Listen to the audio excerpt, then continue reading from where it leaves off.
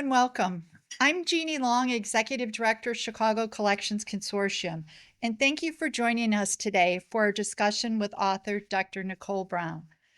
We would like to begin our program with Chicago Collections Consortium's Land Acknowledgement Statement, which reads, Chicago Collections Consortium acknowledges and is grateful for the Native peoples who laid the foundation for the city of Chicago and for the diverse Indigenous nations that reside in Chicago today. When you visit our member organizations and when you experience Chicago's outdoor spaces, we invite you to join in offering respect and gratitude to the many Indigenous peoples that reside in the Chicagoland region, as well as their ancestors. I know many of you are already familiar with the resources of Chicago Collections Consortium and the Explore Chicago Collections portal, but for those who are joining us today for the first time, Chicago Collections is a consortium now of over 60 museums, libraries, and cultural organizations, all working together for the preservation and promotion of Chicago's history and culture. Now, we do this through the sharing of our members' collections through CCC's Explore portal, which provides free and open access to members' archival holdings and through free public programs, digital exhibits as well. We invite you to visit the Explore website and check out these unique collections. We also encourage you to take time to visit CCC's website for a complete listing of upcoming events and programs. I'd like to thank and acknowledge CCC donors shown here, whose generous funding allows us to offer amazing free programming events like this one, as well as supporting our efforts with the Explore Chicago Collections portal.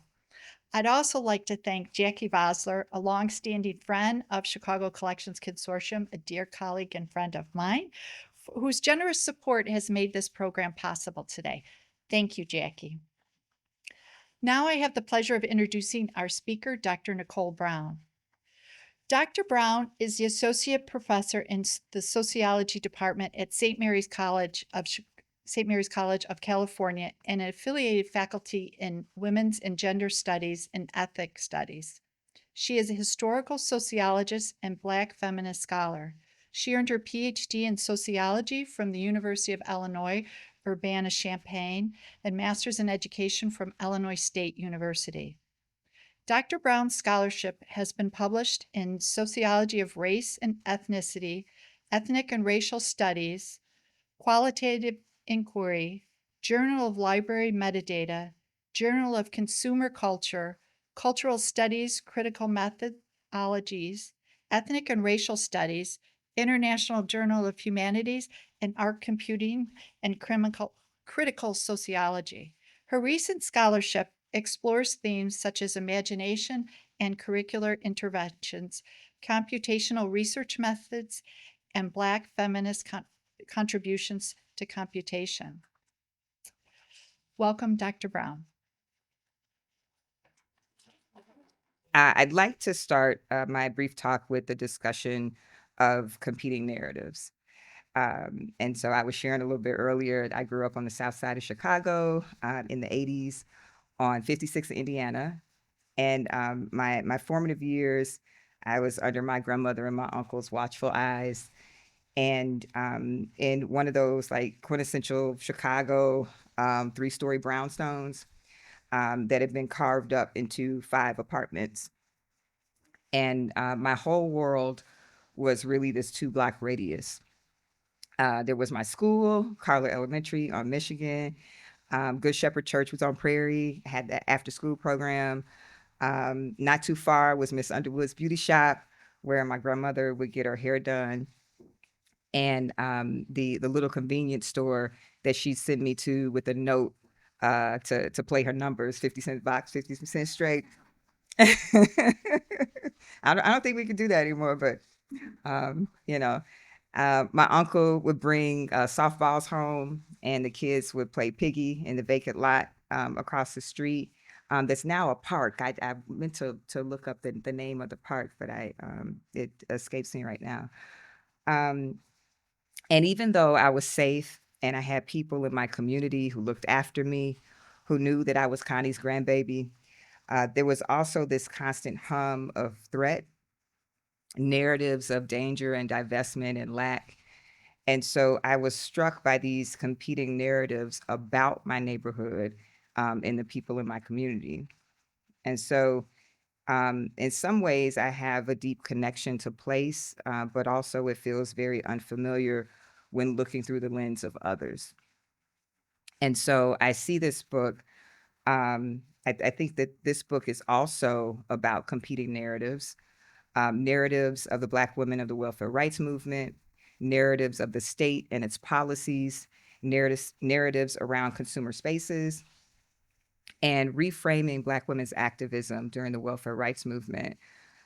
Um, and so I focus on local community organizations, the conditions that Black women had to combat, competing narratives and technologies, and the promise of a different future through a reframing of the past.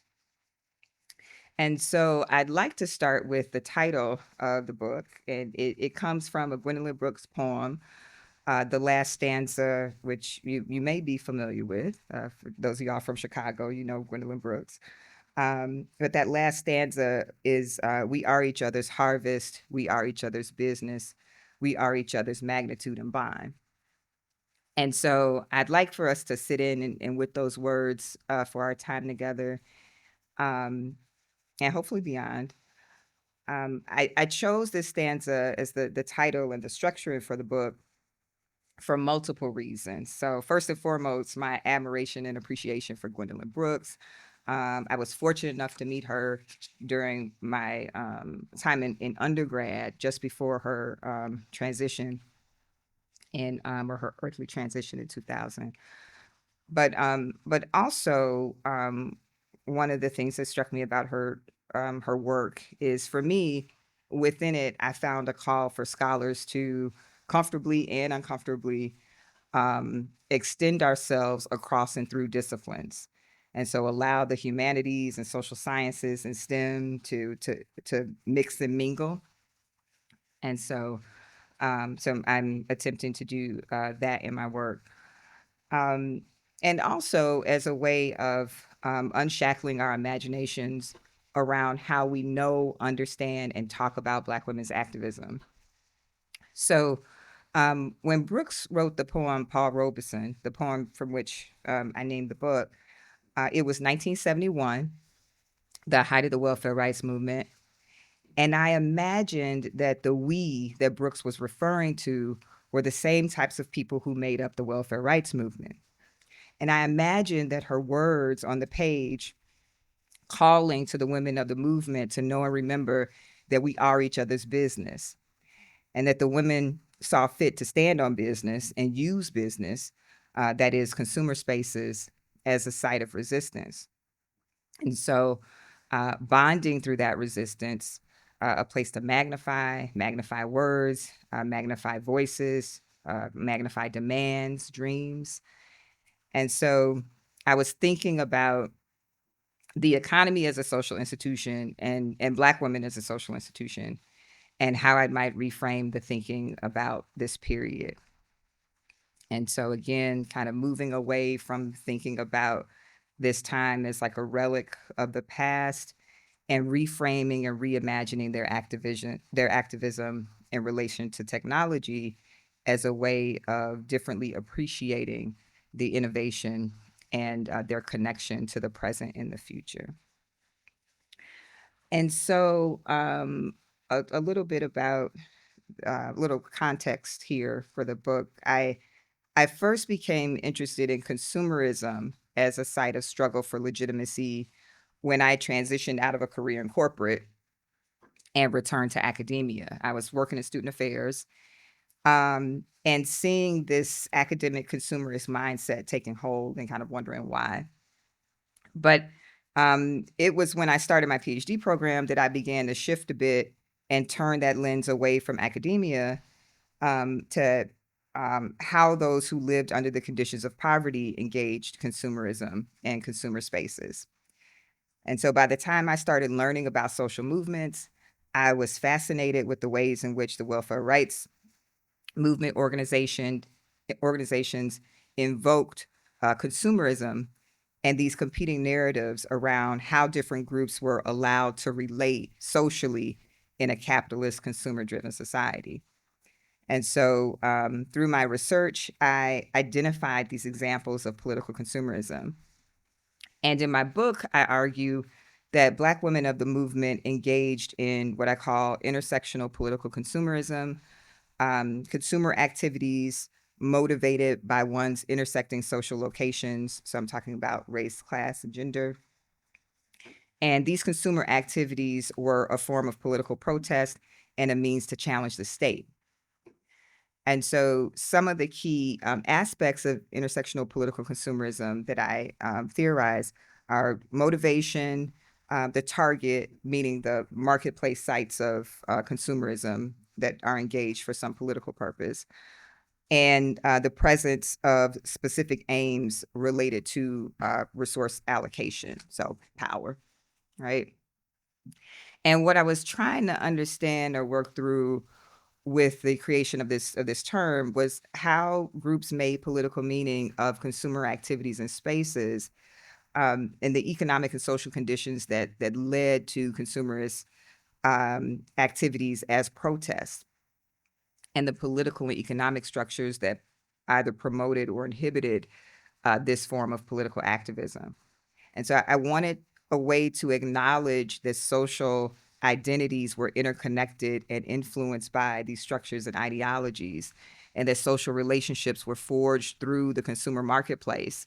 And if possible, try to expose how these systems and structures serve to erase and obscure Black women's ways of knowing and being. And so I also argue that Black women of the movement had to contend with these algorithmic assemblages of race, class, and gender that serve to delegitimize or attempt to delegitimize poor Black women as consumers. And so by algorithmic, I mean the deliberate sets of rules, procedures, and processes that the state used to reproduce inequality. And so the women of the movement, through their advocacy and activism, they deployed a sophisticated and forward-thinking counter technology. And I think the analogy is appropriate because algorithms, as you know, some of us know, they can have encoded ideologies that render Black women invisible or irrelevant. So algorithms like the ones deployed by the state can rely on historical assumptions, i.e. data, to bake in subjectivity as the anti-Blackness gets mathematically reproduced in the algorithm. And so the welfare rights organization's main goal was securing what it considered citizenry rights to participate in the economic system and make available government benefits that would allow for poor people to more equally engage as consumers. And so there were also these analog algorithms of poverty. And these were the government welfare policies and procedures that created and perpetuated poverty in ways that disproportionately affected Black women. And they served as these rigid mechanisms that institutionalized beliefs around poor people's deserved materiality, again, using data to encode this ideology. And so these algorithms were they were based on consumption patterns, which influenced opinions and policy regarding appropriate minimum income levels, and that shaped these discussions around what decision makers thought the poor deserved and didn't deserve. And so I wanted to reframe the activism of the Chicago welfare rights organizations as a sophisticated technology that utilized its knowledge of the state's analog algorithms of poverty to resist and lay claim to this new technology of the rich, also known as retail consumer credit, which during this time period in the 60s, that was a fairly novel financial tool. Like, we have to remember, at the time, retail consumer credit was really new then. And so now when I was doing my research and I was in the final years of my PhD program, I was mentioning to someone I was just divorced. I was caring for 2 small boys and had extremely modest resources, to put it mildly.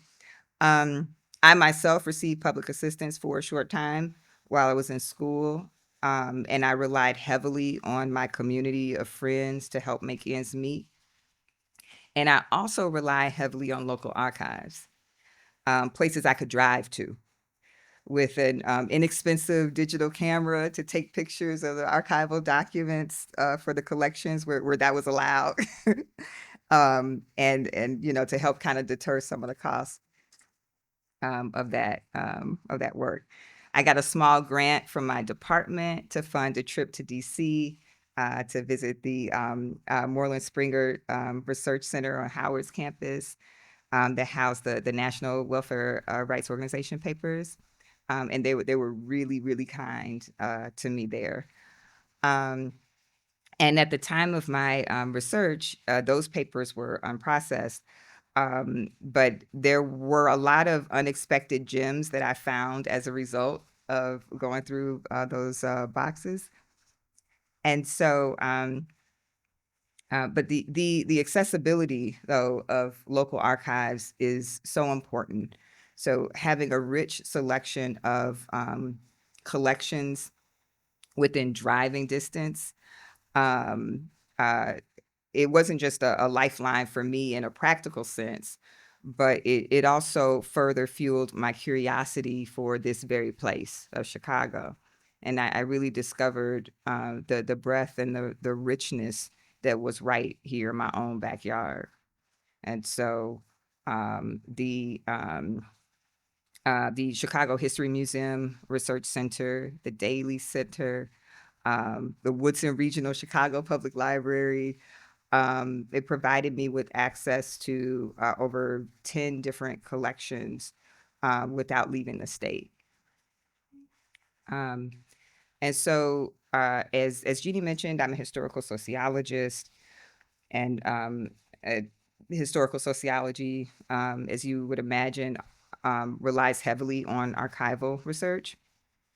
And with that said, the archives can be a treacherous place because decisions about whose perspectives are worthy of documenting and preserving are often made by those who do not recognize Black women as essential to humanity's survival.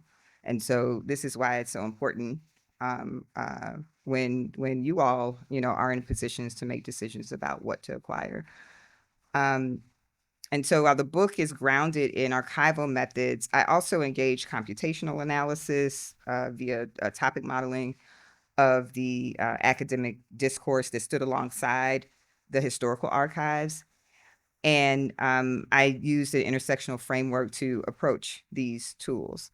And so just briefly, the topic modeling is a type of computational analysis. It uses statistical modeling to discover patterns or abstract themes within a collection of documents. And I used it to survey large amounts of data related to things like government, industry, economic policy, conditions of poverty.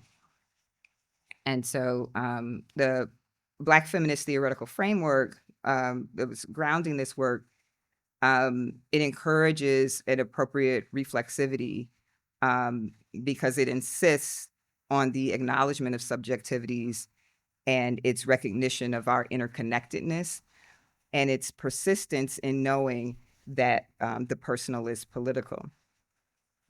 And so intersectional analytics and methodologies expose how systems and structures serve to erase and obscure Black women's ways of being. And this is part of the reason why it was useful for me as a theoretical framework. And I was able to take the epistemic violence of the archives and the epistemic violence of the academic discourses and the computational methods themselves and kind of turn them on each other to expose some of the missteps within the academic research about Black women's lives. And so I'll say all of the decisions that researchers make, um, they have political consequences. And so when we decide who can speak, who we speak to, what we speak about, what questions we ask, how we observe behaviors, and how we measure those observations or behaviors. And the archives are also a series of political decisions related to what is deemed worthy of curation and survival. And so throughout, I had to acknowledge the erasures, the misreadings, and distortions that were evident in the archives that I was reviewing. A major frustration during research was the erasure and distortion of Black women in some of the archival sources. Thinking about the Industrial Area Foundation collection, where I found multiple examples, and some of the local affiliates of some of the Chicago welfare rights organizations. And so, witnessing the diminishing and erasure of Black women's leadership, it served to reify this message in discussions of how the welfare system should operate. That welfare recipients were objects of need rather than subjects of resistance, worthy of respect and inclusion.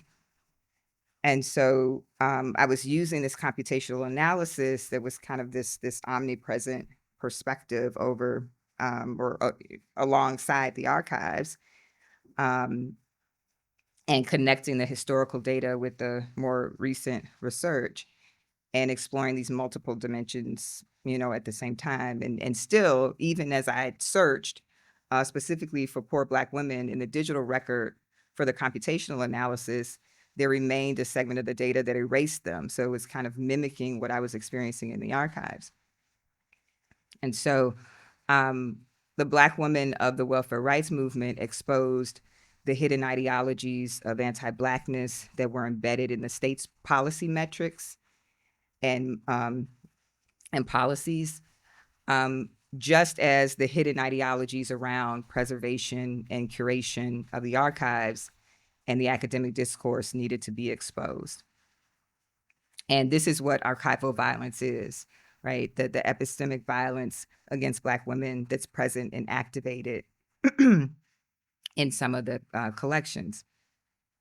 And so what this did for me, though, was to provide space to emphasize the necessity to interrogate, critique, and contextualize the ratification of particular ideologies within the scholarship. And so we recognize that historical archives are grounded in a particular past, the one that gets preserved and shared. And both algorithms and archives can be used to project particular futures outward. And so the intersectional analysis allows for a partial defense against the epistemic violence of the archives toward Black women, including the encoded ideologies that reside in archival documents. And so I want to return to the beginning of the talk when I spoke of Gwendolyn Brooks' influence on the title and the structure of the book, and the ways in which I see the social sciences and humanities and STEM, excuse me, as interconnected spaces of inquiry. And I'm thinking about how we might reimagine archives and their organization to encourage more interdisciplinary exploration. I'm also thinking about the ways of nurturing and promoting community archives as an epistemic intervention. There's also space to reimagine the forms that our collections take. There's still a privileging, at least within academia, there's a privileging of the written text that may suppress our potential around oral histories. And libraries and archives are expanding rapidly in this area of oral histories. And so it's critical that as oral histories become increasingly prevalent, that we ensure marginalized communities of knowledge are brought to the center and that we don't reproduce some of the same structural challenges that we find in the written archives. Um, and I think with that, when I talk about like community archives, there's so much local organizing that's happening, that has always been happening, but it's also happening in this moment. Like, how are those actions being documented and preserved, and also the kind of the recognition that we have to be mindful of how things get documented and preserved, especially in this surveillance state. But I'm getting off. Let me stay on topic. Um, also, on the auditory front, I'd like to mention, like, as a practitioner, I'm seeing an increase in accommodations in my classrooms for learning material, um, as students grapple with, just a range of challenges related to accessibility of written text. Also, a few years ago, OCLS, or OCLC, I'm sorry, released this report. Is titled Reimagine Descriptive Workflows, a Community Informed Agenda for Reparative and Inclusive Descriptive Practice. Y'all heard that? See a couple of head nods, right? Where they talk about community-centered frameworks for organizing collections and metadata. And one of the most interesting findings for me was a need to change the cultural landscape around descriptive practices of archives, and specifically as it relates to technological advances, and how they promote this kind of centralization and standardization, and how this rigidity can be in tension with our need to adapt and be flexible. Um, but even with these considerations, there are also ways in which I think we can still leverage technology to make it easier to find Black women in the archives. And so, several years ago, I worked with a team at UIUC, and we co-authored a paper. The title is In Search of Zora, When Metadata Isn't Enough, Rescuing the Experiences of Black Women Through Statistical Modeling. And so the project was inspired by Alice Walker's search for Zora Neale Hurston's unmarked grave. And it is highlighting the importance of uncovering and recognizing the contributions of Black women. And so the article addresses the challenges of recovering Black women's experiences from digitized archives, where our voices are often obscured or erased due to inadequate metadata and also historical biases. And it introduced this strategy that we used that combined computational and qualitative methods to make Black women's voices more accessible. Um, and so we recognize the limitations of metadata that sometimes fails to capture the nuances of Black women's experiences, that sometimes leads or further contributes to the underrepresentation in the digital archives.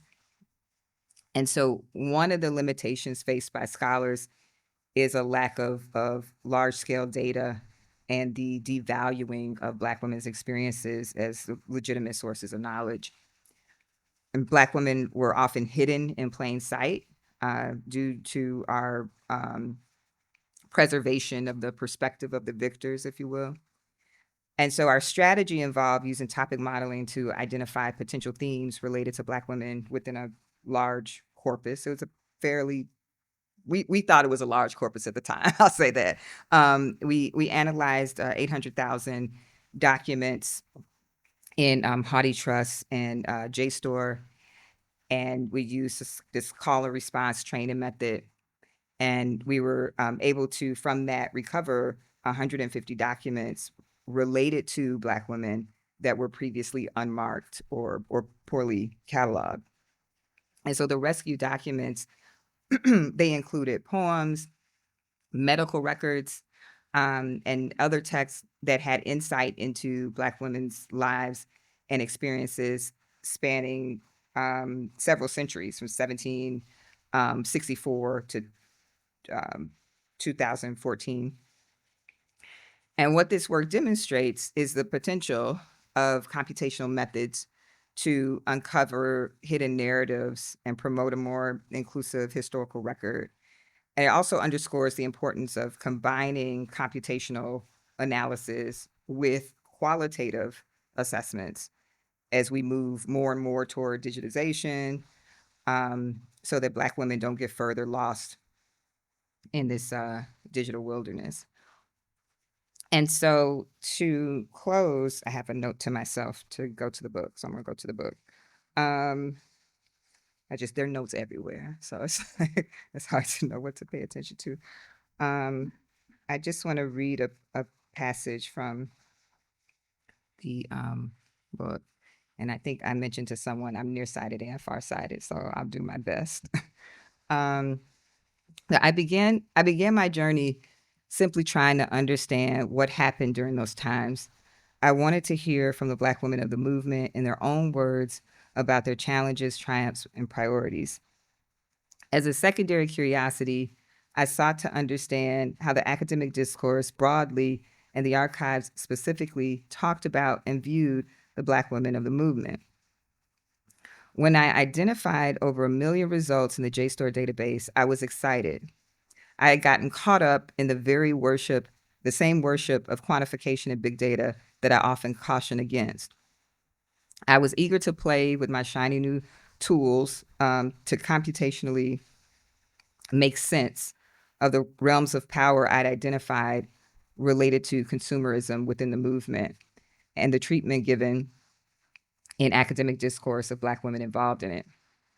That excitement turned to frustration as I found erasures, misreadings, distortions, and in some cases, complete misfires.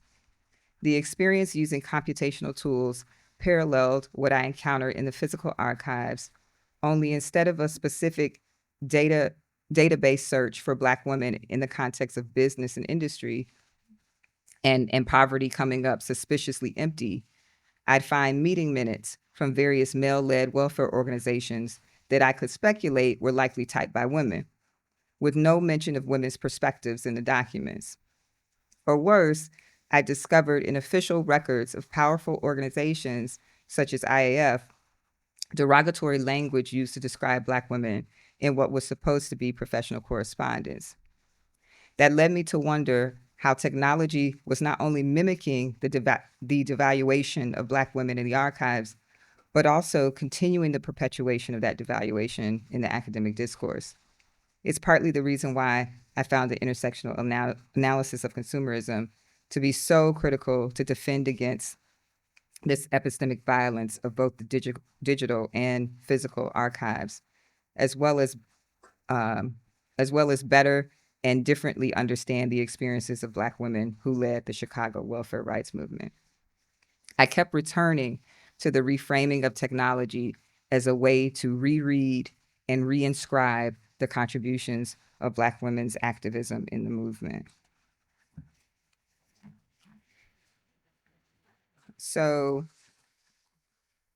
to conclude, one goal of this book was, again, to reimagine Black women's activism during the Chicago welfare rights movement by focusing on local community organizations and the interconnectedness of movement activists and the issues they address.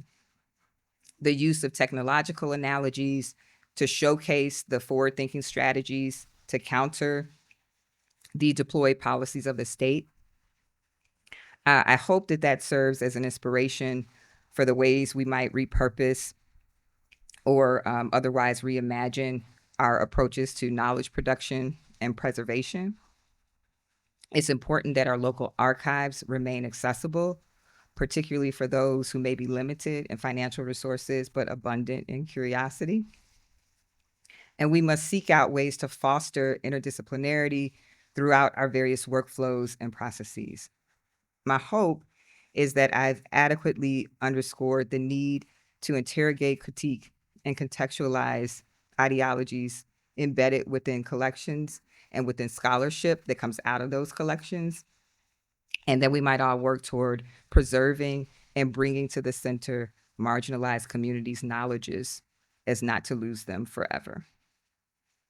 Thank you.